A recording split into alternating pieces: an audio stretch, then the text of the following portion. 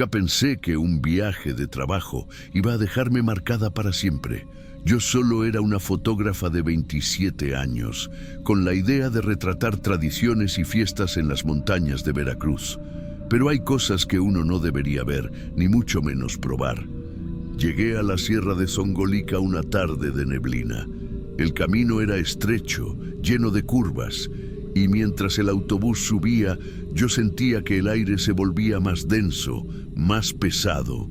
El chofer me dijo con voz tranquila: «Aquí la montaña guarda secretos, no te separes de la gente del pueblo». Me hospedé en una cabaña sencilla, de madera vieja, con olor a humedad y a leña recién apagada. La dueña era doña Remedios, una curandera respetada en la zona.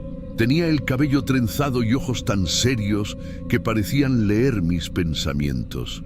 Me recibió con un té de hierbas y apenas me miró dijo: «Nunca comas el fruto que brilla en la noche». Me quedé callada, pensando que era una superstición más. Ella insistió: «Lo digo en serio, hay cosas que no son para nosotros». Yo sonreí, como si estuviera oyendo un mito bonito que podía fotografiar después.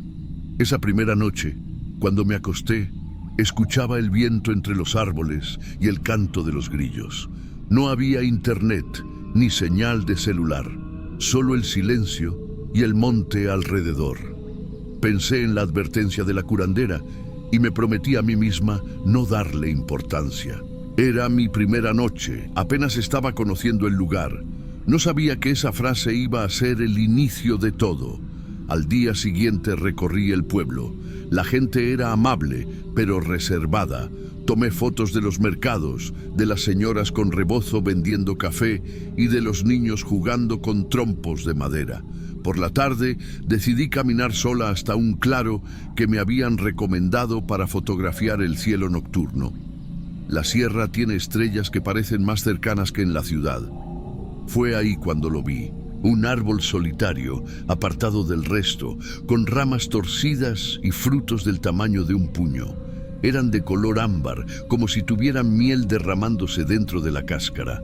Parecían brillar suavemente, como si guardaran fuego en el interior. Me acerqué fascinada. No toqué nada, solo saqué mi cámara. Cada foto parecía más irreal que la anterior. Y entonces lo sentí. Un aroma dulce, penetrante, que se quedó pegado en mi piel. Era como miel fresca, caliente. Un hombre del pueblo pasó en ese momento cargando leña. Al verme junto al árbol, se detuvo y murmuró con un tono extraño: «Ese fruto pertenece a los espíritus del monte». Y siguió su camino sin voltearse. Me reí nerviosa. Pensé, qué manera tan poética de proteger un árbol. Pero al regresar a la cabaña, todavía tenía ese olor pegado en mis manos, aunque nunca lo había tocado. A la mañana siguiente desperté con un detalle imposible. Tenía la boca seca, pero en la lengua sentía un sabor dulce, como si hubiera comido miel. Me asusté. No había probado nada. No había abierto la ventana, no había tocado los frutos. Me miré al espejo. Mis labios estaban ligeramente pegajosos. El corazón me dio un salto. ¿Cómo era posible? Intenté ignorarlo, tomé más fotos del pueblo, hablé con algunos ancianos, pero todo el día tuve ese regusto en la boca. Esa sensación me perseguía. En la tarde, mientras editaba las imágenes, vi algo raro. En una de las fotos del árbol, entre las ramas, parecía formarse una silueta. No era clara, pero había algo que no estaba en las demás imágenes. Lo cerré rápido, diciéndome que era mi imaginación. Esa noche soñé con un hombre. No vi su rostro completo, solo sus ojos, de un ámbar profundo, idénticos al color del fruto. Me llamó por mi nombre. Yo desperté empapada en sudor, con el corazón golpeando fuerte. No entendía cómo podía sentir tanta atracción y miedo al mismo tiempo.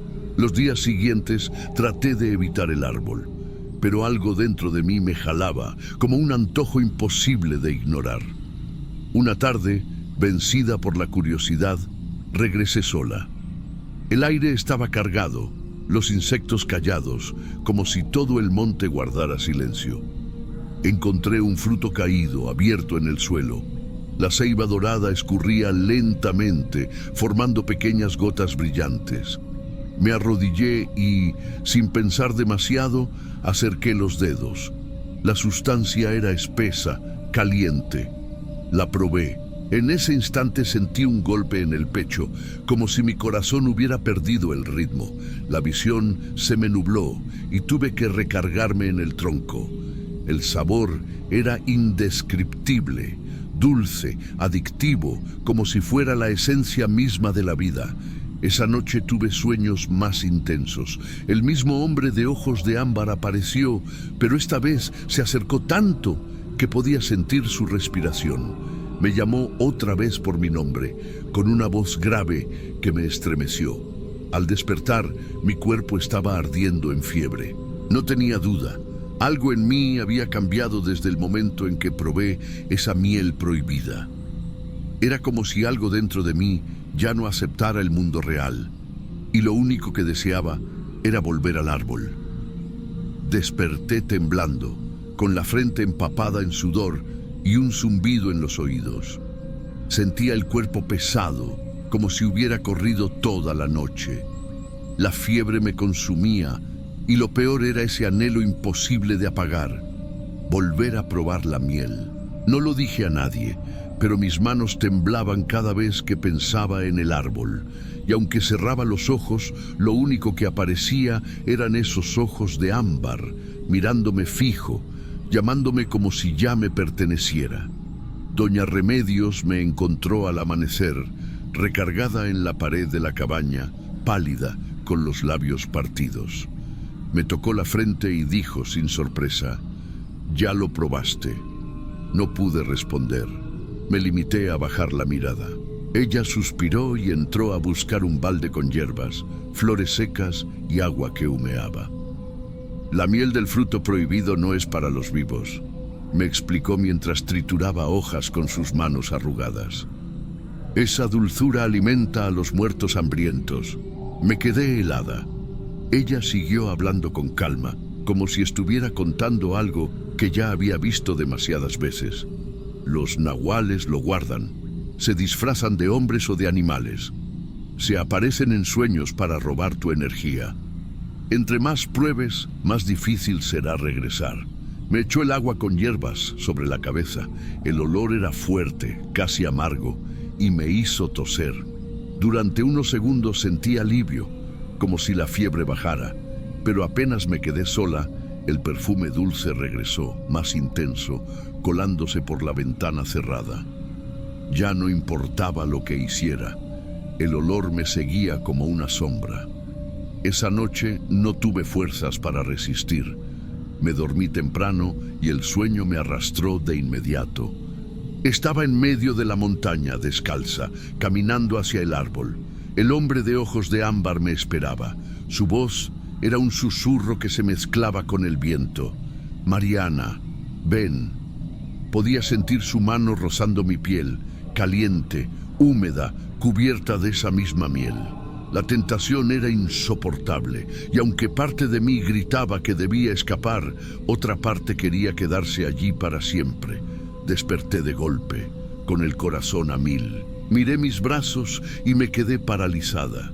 Pequeñas marcas brillaban en la piel, como si gotas de ceiba estuvieran incrustadas en mis venas. Era real, no era solo un sueño. Al amanecer empaqué mis cosas sin pensarlo. Doña Remedios me miró en silencio, como si supiera que mi partida no iba a cambiar nada. No me detuvo, solo dijo: «Algunas marcas nunca se borran». Bajé de la sierra en el primer autobús con la garganta seca y el estómago revuelto. Me repetía una y otra vez que todo iba a terminar al salir de ese pueblo, que al llegar a la ciudad todo sería como antes. Pero me equivoqué. La primera noche en mi departamento, en la Ciudad de México, lo comprobé. Encendí la luz y vi, sobre mi almohada, una pequeña gota dorada, espesa, que brillaba como si acabara de salir del fruto. Olía exactamente igual que aquella noche en la sierra. Desde entonces, Cada tanto aparece, en el colchón, en mi ropa, incluso en mi cámara. Y el sabor dulce sigue ahí, pegado a mi boca, aunque no pruebe nada. Ya no sueño con el hombre de ojos de ámbar todos los días. Pero cuando lo hago, despierto con la piel húmeda, como si alguien me hubiera tocado con manos empapadas de miel. Aprendí que la curiosidad es un hambre peligrosa. Uno cree que controla sus pasos, pero hay cosas que, con solo rozarlas, se quedan adentro para siempre. La dulzura que sentí aquella noche en Veracruz nunca más salió de mí.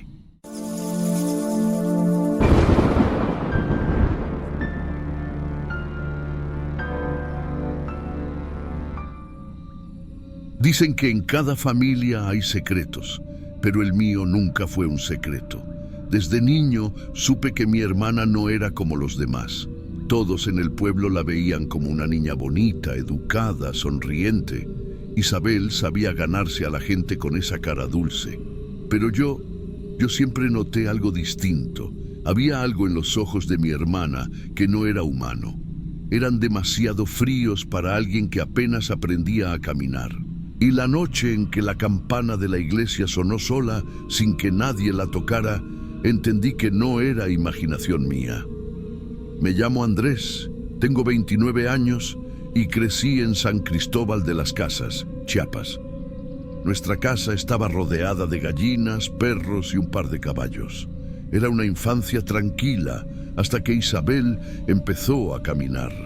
Los animales la evitaban. El perro, que siempre me seguía a todos lados, se escondía debajo de la mesa cuando ella entraba al cuarto. Las gallinas dejaron de poner huevos. Mis padres lo veían como coincidencia, cosas de niños y de animales, decían.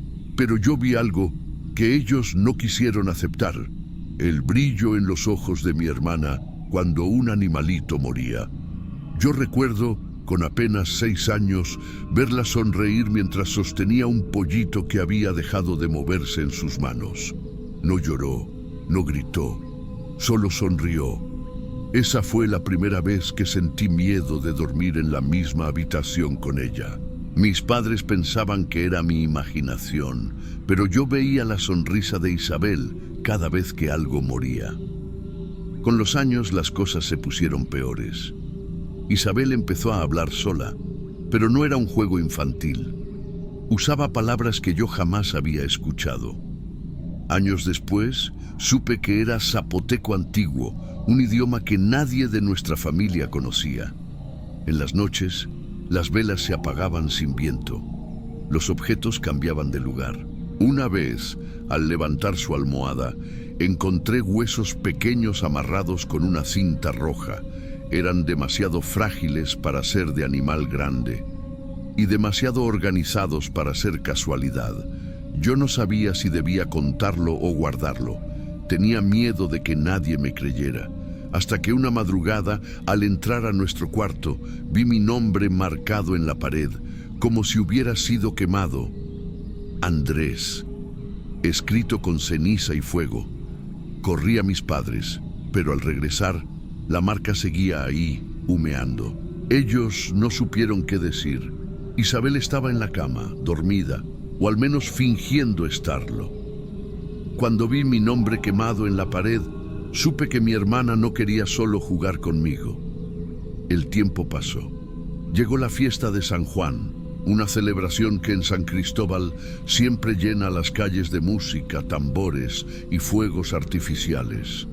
Esa noche Isabel desapareció entre la multitud. Yo la seguí por las calles empedradas, hasta que el ruido de la fiesta quedó atrás y el camino se hizo oscuro.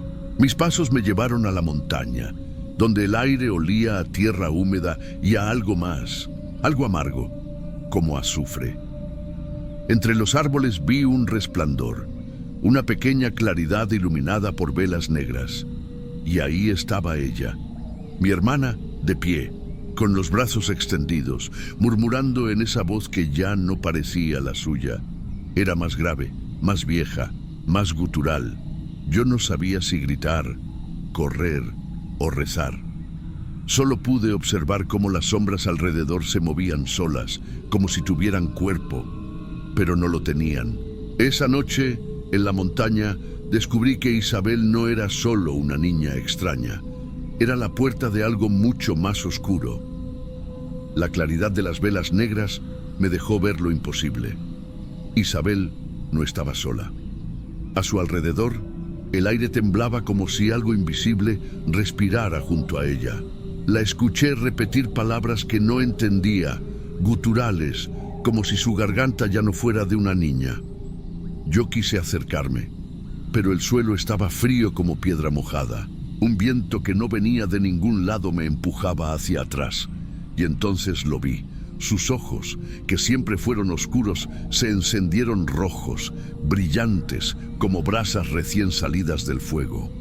Un olor a azufre llenó la noche. Las sombras se movían, largas, torcidas, aunque no hubiera cuerpos que las proyectaran. Yo sentí que el corazón se me iba a salir del pecho. Cuando los ojos de mi hermana se pusieron rojos, entendí que no era brujería, era algo mucho peor. No pude quedarme callado. Grité su nombre, corrí hacia ella, pero una fuerza invisible me lanzó contra el suelo. El golpe me quitó el aire. Isabel giró la cabeza lentamente. Su rostro estaba vacío, como si no quedara nada de ella ahí adentro. Y con esa voz grave que no era la suya, me dijo: «Yo no soy Isabel, yo solo la uso». Las palabras retumbaron en la montaña. El eco no se apagaba, se multiplicaba, y luego una carcajada larga, imposible de olvidar. En ese momento, alguien más apareció. Don Mateo, un curandero del pueblo, un hombre mayor que siempre fue respetado por todos. Él llevaba un saquito en la mano y lo lanzó al centro del círculo de velas. Era sal consagrada. El aire se quebró como vidrio. El resplandor de los ojos de Isabel se apagó de golpe. Ella gritó con una voz que no era humana y cayó al suelo desmayada. Pero lo que más me marcó fueron las marcas que quedaron en la tierra. Huellas en forma de garras, profundas, como si algo hubiera intentado salir del suelo. Don Mateo me levantó y susurró muy cerca de mi oído: «Esto no terminó aquí». El curandero pudo romper el círculo, pero las marcas de garras en la tierra me recordaron que aquello no se había ido del todo. Mi hermana despertó al amanecer. No recordaba nada. Mis padres creyeron que había sido un desmayo, un susto de fiesta.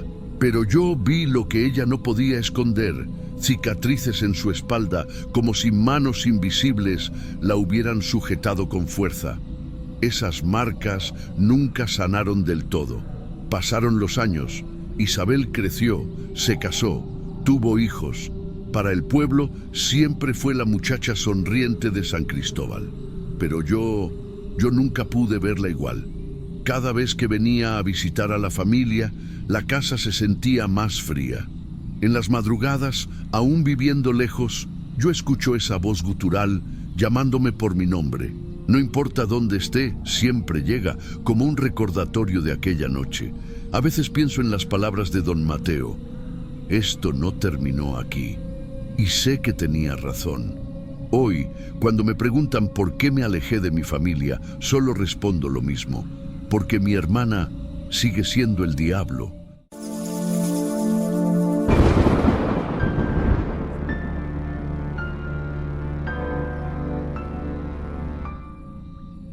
Yo soy Esteban, tengo 34 años y nací en un pueblito al sur de Jalisco. Aquí todos creen que la infidelidad solo destruye matrimonios. Pero yo descubrí que cuando la traición se mezcla con brujería, lo que se rompe no es el corazón, es el alma. Quiero contar lo que me pasó con Lucía, mi esposa, la mujer con la que compartí una década entera. Y aunque muchos me van a juzgar, necesito que quede claro: no estoy inventando nada. Esto lo viví yo. Y todavía me despierto sudando frío cuando el viento del pueblo trae olor a incienso quemado. Al principio pensé que eran celos, nada más. Lucía siempre fue una mujer querida en San Miguel. costurera de manos finas, encargada de vestidos de fiesta, respetada por vecinas y clientas. Yo confiaba en ella, pero en los últimos meses algo cambió. Comenzó a llegar tarde, a veces pasada la medianoche, y no traía la sonrisa cansada de trabajo, sino un silencio extraño. Olía a incienso, un olor fuerte, dulzón, que no era de la casa. Yo intentaba preguntarle, pero sus respuestas eran secas, como si hablara con alguien ausente. Una tarde, la vecina me detuvo en la calle. Me dijo, bajando la voz: «Esteban, vi a tu mujer entrando a la casa de don Mateo». Don Mateo, el viudo del barrio, conocido porque ayudaba con rezos, limpias y trabajos de amarre. Nunca me llevé bien con él, siempre rodeado de gente buscando favores en la oscuridad. Cuando escuché eso, sentí como si me arrancaran el aire del pecho. Esa misma noche, mientras Lucía dormía a mi lado, escuché mi nombre susurrado desde el patio: «Esteban». Me levanté de golpe, revisé cada rincón. No había nadie, solo la brisa y la luna sobre el jacal. Pero no era mi imaginación, lo escuché. Esa noche escuché mi nombre susurrado en el patio, pero Lucía dormía a mi lado. Después de esa noche, todo empezó a desmoronarse dentro de mi casa. Las gallinas se enfermaron de un día para otro. El perro, que siempre me esperaba moviendo la cola, se escondía en la esquina y aullaba mirando al vacío. El balde de leche que mi hermano me traía se echaba a perder en cuestión de horas, aunque lo guardara en la frescura de la cocina. Y lo peor, una madrugada desperté con el pecho ardiendo. Frente al espejo vi 3 marcas rojas, como arañazos. No recordaba haberme lastimado. Lucía dijo que tal vez eran de dormir mal, pero sus ojos evitaban los míos. No soporté más. Empecé a revisar la casa a escondidas, y debajo del colchón matrimonial encontré un saquito rojo, cosido a mano. Al abrirlo, descubrí cabello humano, tierra húmeda y algo que olía a hierro. Era tierra de panteón, lo supe de inmediato. Mis manos temblaban. Fui a buscarla y la encontré en la cocina, rezando en voz baja frente a una vela encendida. «Que se rompa el vínculo de su sangre», repetía una y otra vez, como si no me viera. Se me heló el cuerpo.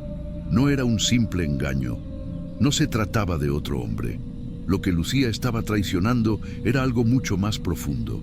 Estaba pactando contra mi propia sangre.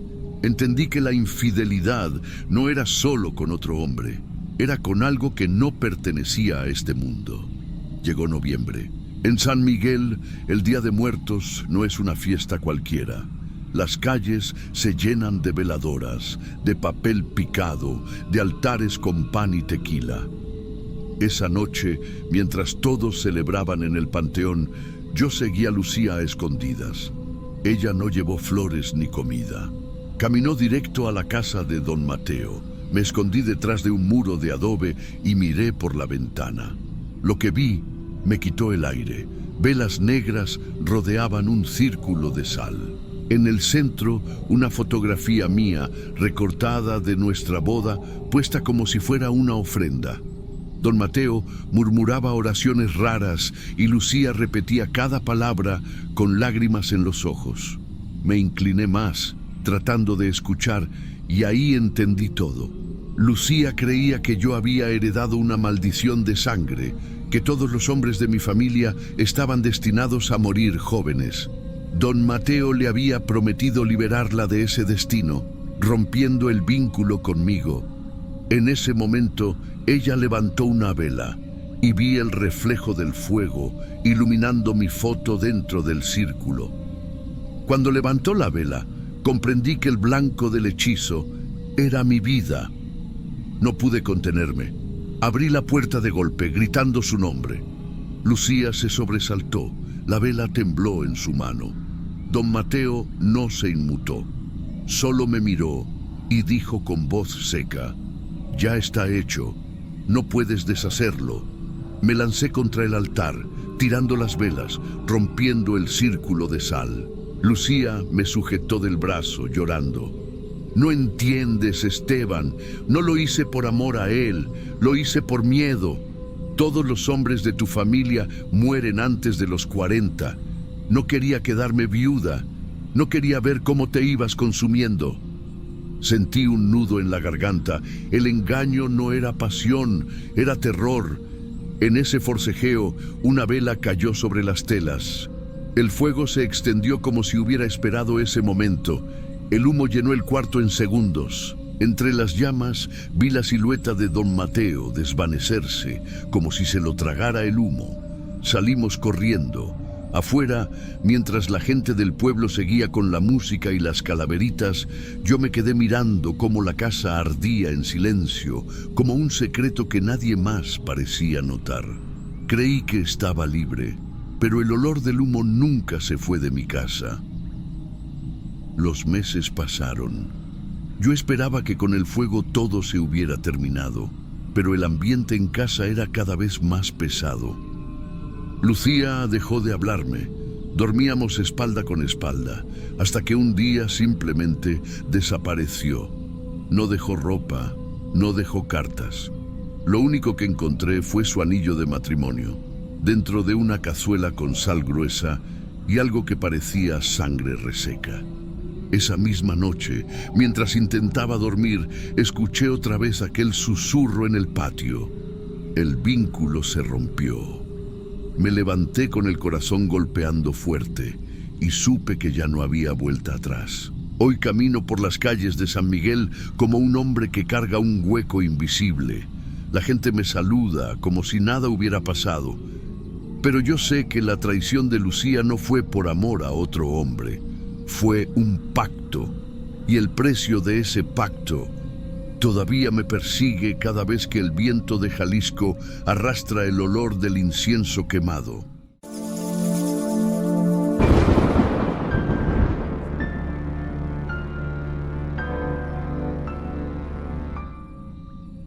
En México siempre me dijeron que la familia es lo más sagrado que uno tiene, pero con el tiempo descubrí que también es donde la envidia se esconde mejor. Lo aprendí a la mala. El día que regresé a Mitla, Oaxaca, después de la muerte de mi abuela doña Mercedes. Si hubiera sabido lo que ese testamento iba a desatar, quizá habría regresado en otra fecha. Yo soy Héctor, tengo 30 años y trabajo como arquitecto en la Ciudad de México. Hacía mucho que no volví al pueblo, pero el funeral de mi abuela me obligó a enfrentar esas calles empedradas, el aire seco del valle y las montañas que rodean Mitla como si fueran murallas de piedra.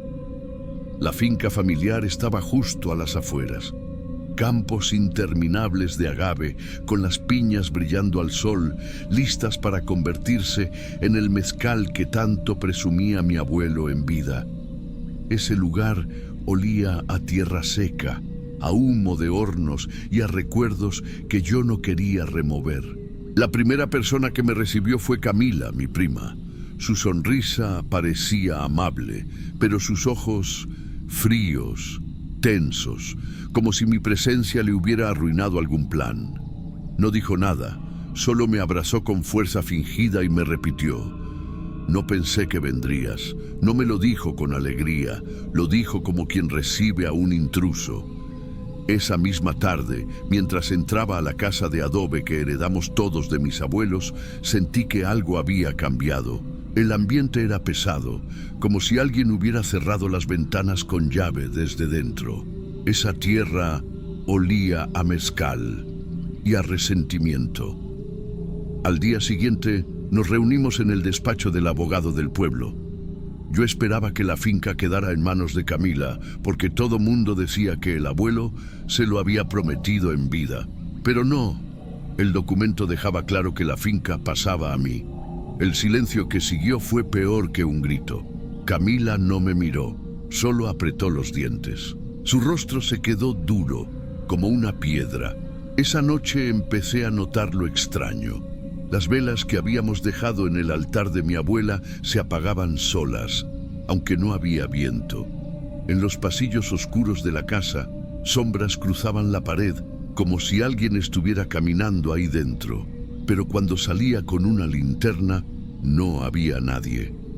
Los trabajadores del campo murmuraban entre ellos, usando una expresión que yo nunca había escuchado: aires de muerto. Decían que cuando las almas no descansan, el aire cambia, se enfría y las velas se niegan a arder. Al principio me reí. Yo soy arquitecto, ingeniero de planos y concreto. Pero una madrugada, al abrir la puerta de mi cuarto, lo vi. Un símbolo tallado en la madera. No era un rayón común. Era un círculo con cruces pequeñas alrededor, marcado con fuerza, como si alguien hubiera querido dejarme un mensaje. ¿Quién había marcado mi puerta y por qué justo ahora? Busqué consejo en los vecinos. Fue una mujer mayor la que me dijo que fuera a Tlacolula, un pueblo cercano donde vivía doña Jacinta, una curandera conocida. Recuerdo que su casa olía a copal, ese incienso que se usa en los altares. Apenas me vio, me pidió que abriera mi morral. Yo no entendía por qué, pero lo hice. Dentro encontré una pequeña bolsita de cuero que yo jamás había visto. Estaba llena de tierra oscura y algo que parecían uñas humanas. Sentí un escalofrío en el pecho. Doña Jacinta apenas la tocó y me miró directo a los ojos. Alguien de tu propia sangre llamó a la Santa Muerte y lo hizo para quitarte lo que ahora es tuyo. Me temblaron las manos. Quise protestar, pero ella siguió con calma. Si no cierras el círculo, tu vida se va con la cosecha. No supe qué responder. No creía en esas cosas, pero el peso de sus palabras me acompañó todo el camino de regreso. Esa noche, antes de dormir, todavía podía sentir el olor del copal en mi ropa. Y en el fondo de mí, algo me decía que ya no había vuelta atrás. Fue en ese momento cuando entendí que la brujería no era solo una leyenda, era un aviso. Después de lo que dijo doña Jacinta, empecé a ver las cosas con otros ojos. Las velas que se apagaban ya no me parecían accidentes. El símbolo en mi puerta ya no era solo una broma pesada. Una noche, con la luna llena iluminando los campos de agave, vi algo desde mi ventana. Al principio pensé que eran luciérnagas, pero no. Eran luces pequeñas, como de antorchas, moviéndose entre las plantas. Me vestí rápido, sin hacer ruido, y salí por la parte trasera de la casa. Caminé agachado, pisando lo más suave que pude. El aire olía a mezcal recién cocido y a tierra mojada. Cuando me acerqué lo suficiente, lo vi. Era Camila, y no estaba sola. Había al menos 5 personas con ella, todas vestidas de negro, paradas alrededor de un círculo hecho con sal y flores secas. En el centro, una foto mía, doblada por la mitad. Sobre la foto habían puesto lo que parecía ser huesos de animal. A un lado, una botella de mezcal abierta y una vela de cera negra. Camila estaba rezando, pero no era español, era zapoteco. Lo reconocí por el ritmo, por cómo arrastraba las sílabas como si no vinieran de ella. Luego dijo algo más fuerte y uno de los hombres encendió la foto.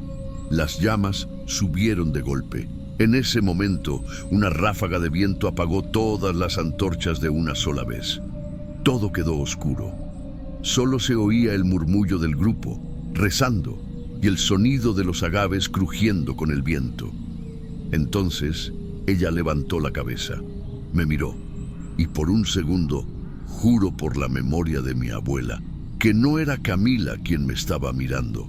Era algo detrás de ella, algo que usaba su cara como máscara. Me eché para atrás con tanto miedo que tropecé y caí sobre una penca de agave. Me corté la pierna. Ni sentí el dolor, solo corrí.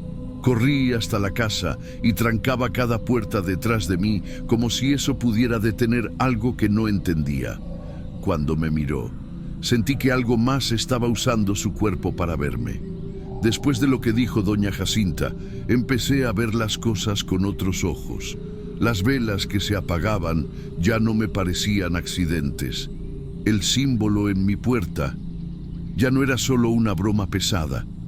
Una noche, con la luna llena iluminando los campos de agave, vi algo desde mi ventana. Al principio pensé que eran luciérnagas, pero no. Eran luces pequeñas, como de antorchas, moviéndose entre las plantas. Me vestí rápido, sin hacer ruido, y salí por la parte trasera de la casa. Caminé agachado, pisando lo más suave que pude. El aire olía a mezcal recién cocido y a tierra mojada. Cuando me acerqué lo suficiente, lo vi. Era Camila, y no estaba sola. Había al menos 5 personas con ella, todas vestidas de negro, paradas alrededor de un círculo hecho con sal y flores secas. En el centro, una foto mía, doblada por la mitad. Sobre la foto habían puesto lo que parecía ser huesos de animal. A un lado, una botella de mezcal abierta y una vela de cera negra. Camila estaba rezando, pero no era español, era zapoteco. Lo reconocí por el ritmo, por cómo arrastraba las sílabas como si no vinieran de ella. Luego dijo algo más fuerte y uno de los hombres encendió la foto. Las llamas subieron de golpe. En ese momento, una ráfaga de viento apagó todas las antorchas de una sola vez. Todo quedó oscuro. Solo se oía el murmullo del grupo, rezando, y el sonido de los agaves crujiendo con el viento. Entonces, ella levantó la cabeza, me miró, y por un segundo, juro por la memoria de mi abuela, que no era Camila quien me estaba mirando, era algo detrás de ella, algo que usaba su cara como máscara. Me eché para atrás con tanto miedo que tropecé y caí sobre una penca de agave. Me corté la pierna, ni sentí el dolor, solo corrí. Corrí hasta la casa y trancaba cada puerta detrás de mí como si eso pudiera detener algo que no entendía. Cuando me miró, sentí que algo más estaba usando su cuerpo para verme.